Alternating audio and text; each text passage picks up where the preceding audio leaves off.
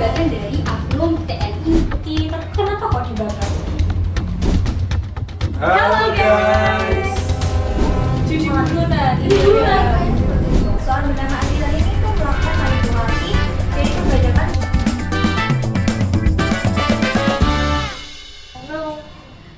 Halo guys. Selamat datang di podcast Komopat, podcast yang pastinya selalu kalian tunggu di setiap hari Minggu. Saya Hasanda Aida Rosa. Saya Zulfi. Saya Darwin. Pada episode hari ini kita akan membawakan suatu kasus tentang pelanggaran hak dan kewajiban. Nah, pada kesempatan hari ini kita akan kedatangan narasumber yaitu Kak Lofi. Halo. Halo.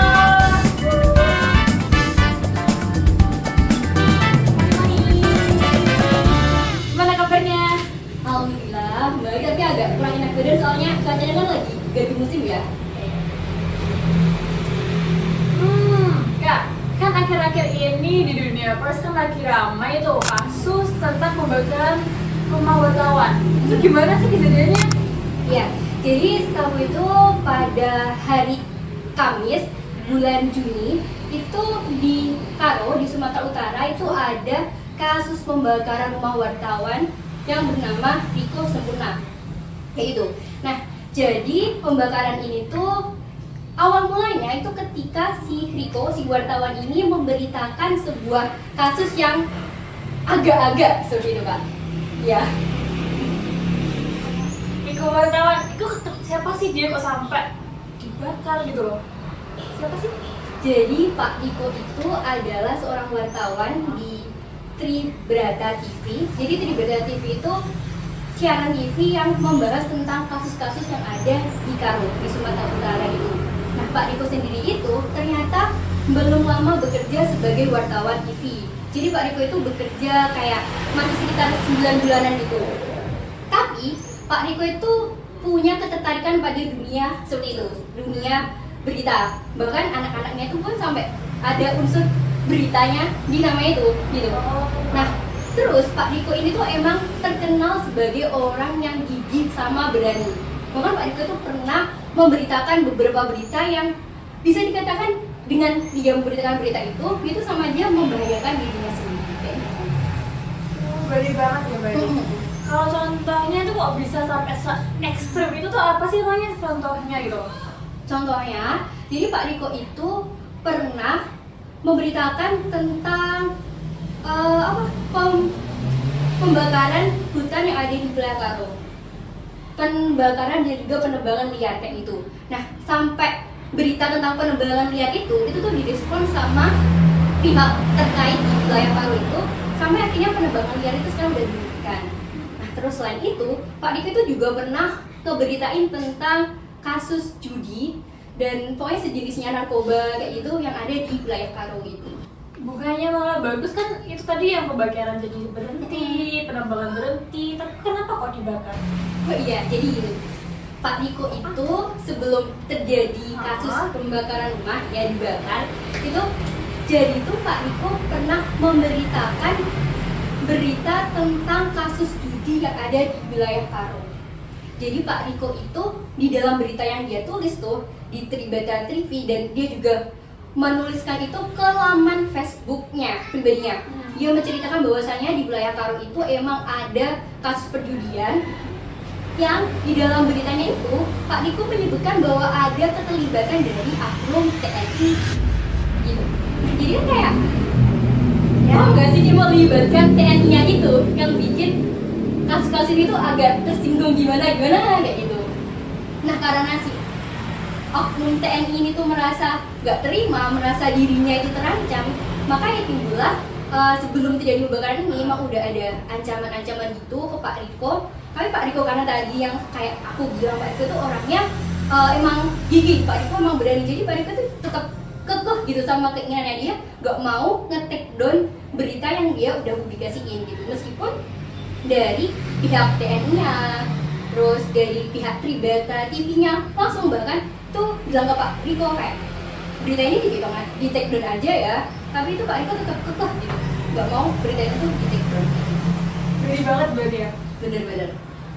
Itu kan sebagai seorang wartawan meskipun belum lama kan biasanya rumahnya kayak dijaga gitu kan ya. Hmm. Itu kok tiba-tiba bisa dibakar? Itu apa ada orang dalam atau gimana sih? Kalau itu tuh sebenarnya tuh kayak gini ya. Sebelum kejadian itu sebenarnya oknum TNI ini itu tuh udah berusaha buat ngesuruh orang yang nantinya orang itu tuh sebagai pelaku dari kasus ini, dia tuh disuruh buat menemui Pak Riko. Jadi ngajak Pak Riko tuh buat ngobrol, buat berdiskusi empat mata gitu. Namun karena Pak Riko itu orangnya kekeh banget, Pak Riko tadi kayak yang aku bilang tadi, Pak Riko tetap aja nggak mau nge-take down, nggak mau menghapus berita yang udah dia publikasiin kayak gitu. Nah karena setelah beberapa kali pertemuan tetap nggak temu tuh titik terangnya, akhirnya meletuslah kejadian itu. Jadi terjadi pembakaran rumah Pak Riko pada hari Kamis itu 27 Juni, tepatnya jam 3 PIB, jadi jam 3 pagi. Terus kan itu karena oknum TNI Iya. ya, berarti pakai dia itu nyuruh 2 eksekutor buat ngejalanin rencananya itu. Terus itu sekarang keadaannya gimana? Pak Rikonya atau itunya udah ditangkap apa gimana? Ya, jadi untuk sekarang ini ada pelaku dan juga ada 2 tersangka, di mana pelaku yang ditetapkan itu adalah bebas ginting tadi dan juga TNI-nya.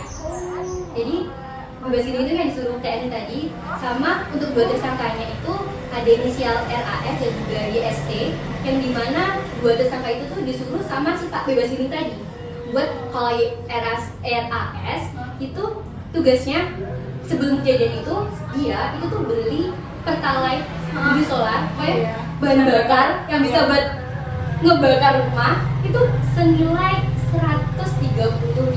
Banyak kalau gitu. Iya, jadi kayak banyak bahan bakar dengan segitu itu kayak sudah sangat siap untuk dijadiin bahan buat ngebakar rumah.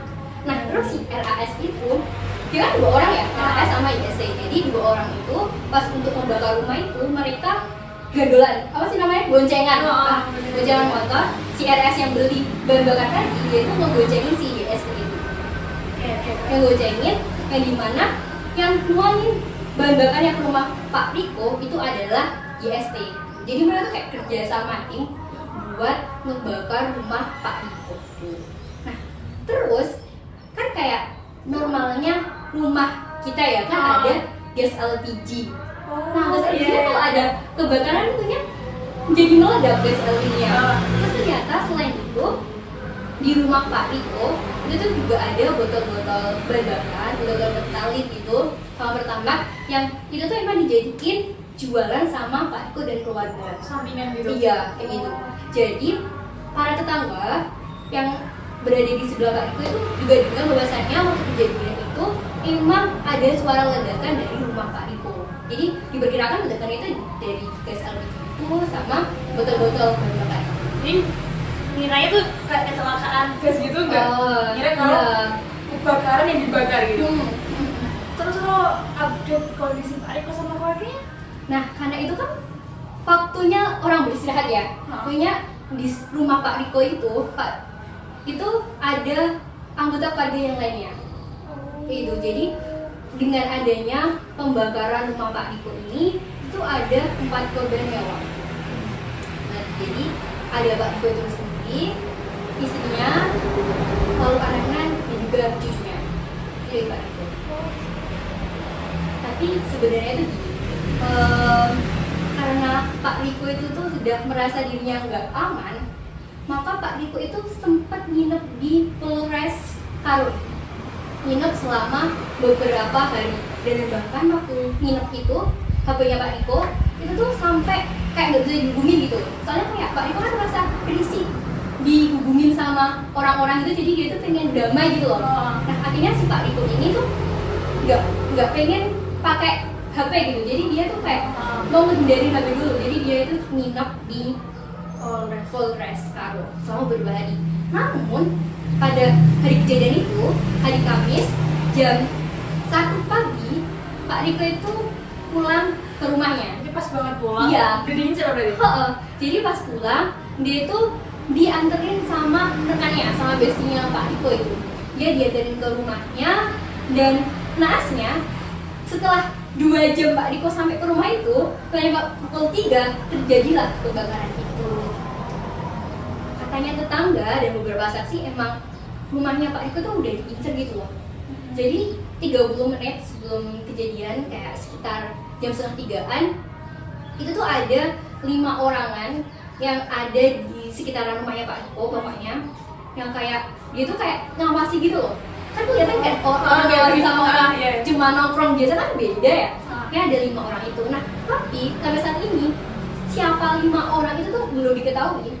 Soalnya pada waktu kejadian kebakaran, si 5 orang itu udah nggak ada di lokasi, udah nggak tahu kemana, udah hilang kayak gitu. Berarti tuh 5 orang itu beda sama RAS sama YS itu beda lagi. Beda lagi. Jadi kayak udah direncanain ya sebenarnya itu.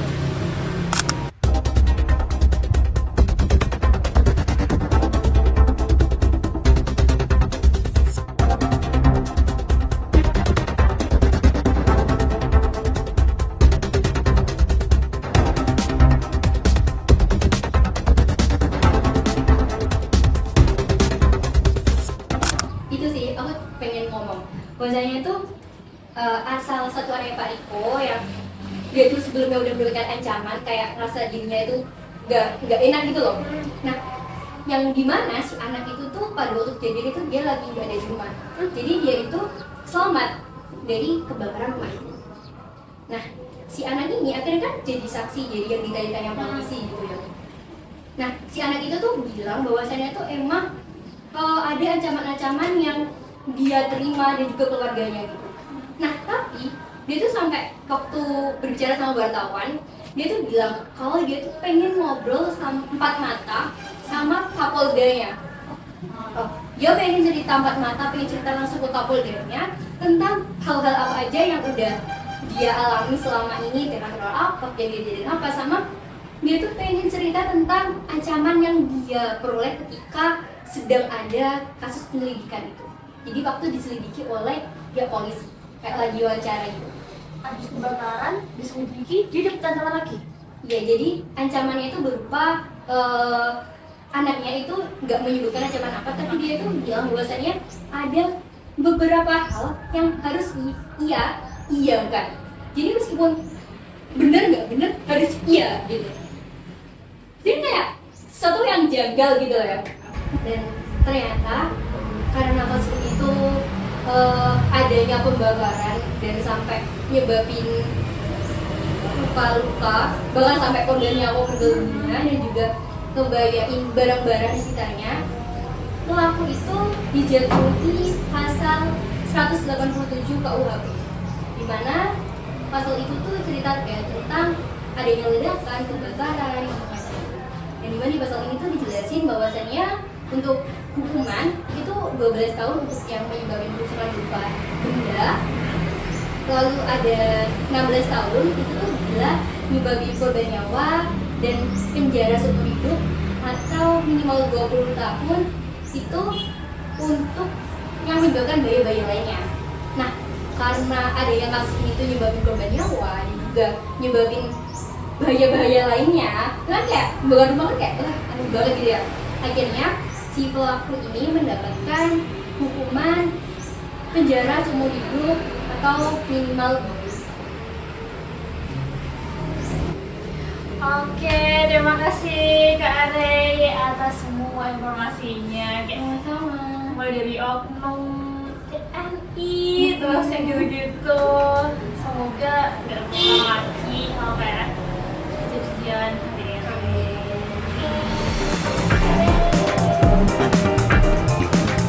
Baik, kita akan melanjutkan ke topik pembahasan selanjutnya dengan bintang tamu yaitu Bunga dan Anggita.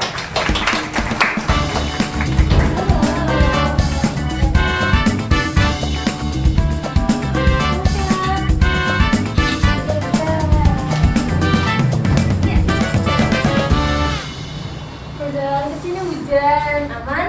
Aman. Sehat kan? Sehat. Oke.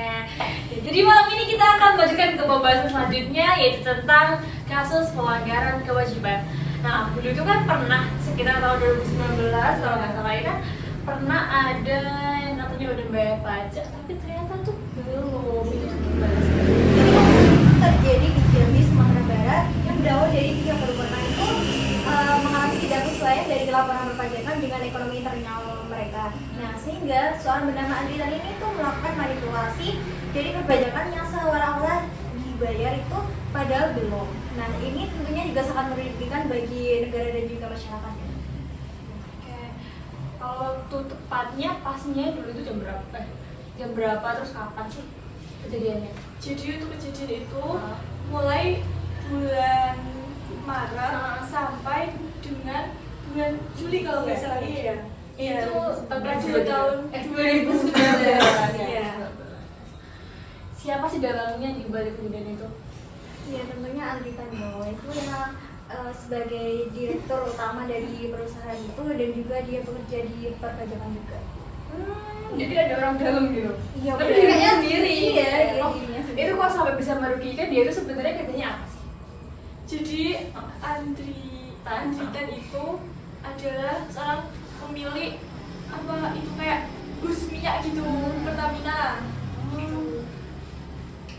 Nah, itu berawal dari kayak melakukan transaksi BBM dengan PT lain. Nah, itu tuh dengan harga kalau nggak salah 35 miliar ya, dibilang banyak juga lah. Nah, terus akhirnya tuh padahal disuruh bayar 3 miliar, tapi itu tidak dibayarkan gitu loh, dibilangin gitu sama dia. Dia pakai orang dalam. Tapi dirinya sendiri. Iya, dirinya sendiri. Oh, terus untuk kasusnya sekarang udah selesai apa masih jadi buronan? Udah selesai ya? Udah ditangkap Iya, atau udah juga ya? Itu apa? Cintaan secara hukum. Iya, tentunya juga dong. Dijatuhi hukuman 1 tahun kalau nggak salah di penjara. Nah, habis itu juga suruh bayar dendanya itu. Kalau nggak salah 2 kali lipat dari itu. Jadi 7 miliar. Kok cuma 1 tahun untuk bayar denda? Itu emang pasal mana yang dihilangkan? Nah, itu pasal yang dilanggar tuh pasal 39A, terus ada 39 ayat 1 huruf D. Itu dilanggar tentang tata cara perpajakan gitu. Iya. Di penjara 1 tahun bayar denda Iya. berapa? 7 miliar. 7 miliar. 2 kali lipatnya berarti. Iya. Di penjaranya mulai kapan? Mulai dari berapa ya? Kalau nggak salah tuh ditemukan bukti itu 2023 deh. Iya. Oh iya ada bukti, buktinya apa buktinya? Untuk buktinya itu ada apa?